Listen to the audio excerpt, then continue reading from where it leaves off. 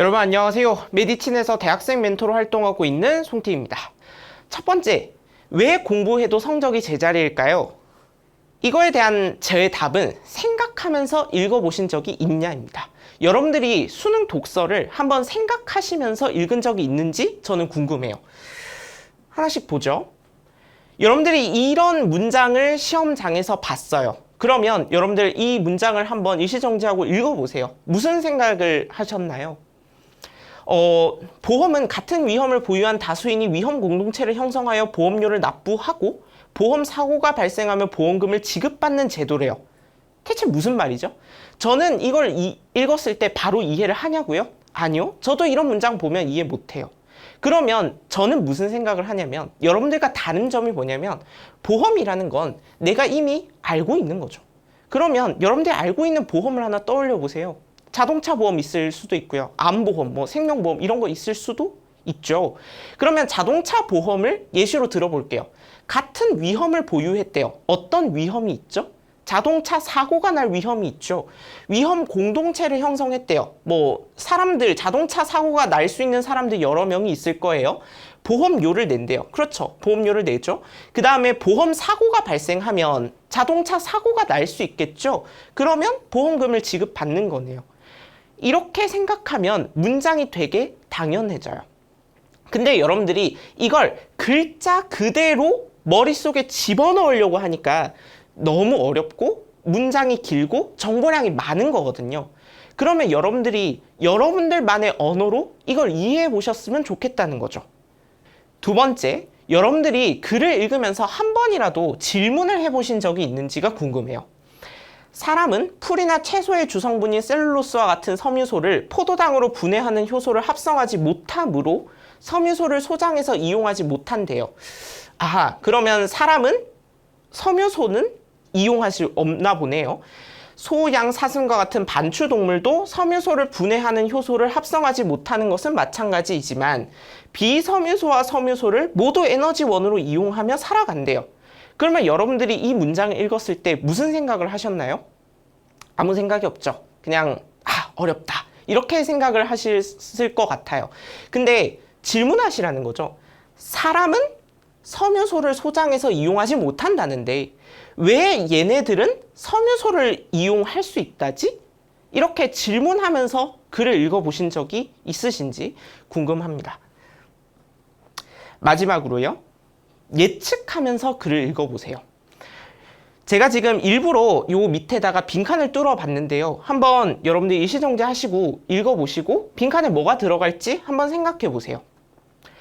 20세기 후반 이후의 사회가 후근대 사회인데 피로 사회래요. 이에 따르면 근대 사회는 규율 사회인데 후근대 사회는 성과 사회래요.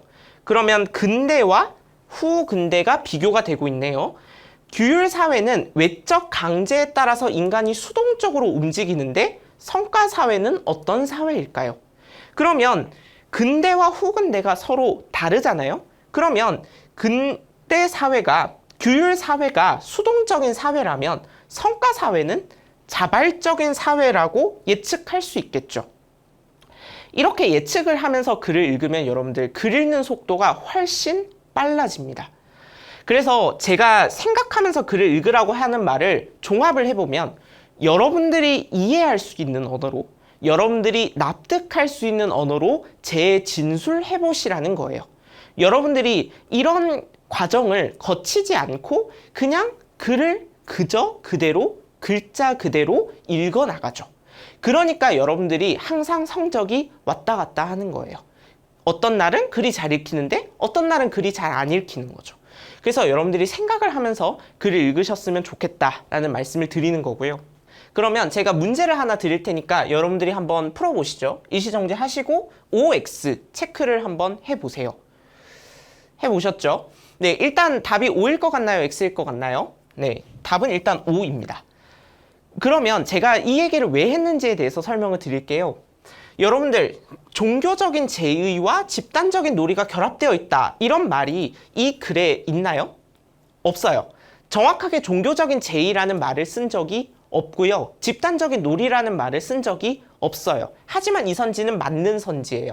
왜냐하면 신에게 제의를 올렸다라고 했으니까 종교적인 제의가 되는 거고요. 그 다음에 함께 모여서 제의를 올렸다고 했으니까 집단적인 거예요. 그렇게 놀이를 즐겼다고 했으니까 집단적인 놀이라고 할 수 있죠. 그런데 여러분들이 이 선지를 보면 무슨 생각을 하냐면 그래서 종교적인 제의가 어디 있었지? 그래서 막 종교라는 단어를 찾기 시작해요. 이러면 정말 피곤해집니다, 여러분들. 여러분들이 일치불일치 선지를 볼 때마다 학생들이 항상 하는 행동이 눈깔 맞추기라고 해가지고 지문과 선지를 왔다 갔다 계속 이러거든요. 그러면서 여러분들이 낭비하는 시간이 정말 많습니다. 이렇게 하지 않기 위해서는 어떻게 해야 되냐면 함께 모여서 신에게 제의를 올리면서 놀이를 즐겼다라는 말을 보면 신에게 제사를 올렸다는 뜻이구나 라는 생각이 들죠. 그러면 종교적인 제의라고 했으니까 제사를 지낸다는 건 종교적인 의미가 있었다는 거잖아요. 이렇게 생각을 하면 금방금방 이 선지를 동그라미를 칠 수 있는데 그러지 않고 자꾸 이게 있었나 없었나 헷갈리면서 몇 문단이었지를 찾기 시작하니까 시간이 많이 가는 거라고요. 그래서 지문을 읽을 때도 선지를 읽을 때도 여러분들만의 언어로 재진술하는 연습을 해보시면 좋겠습니다.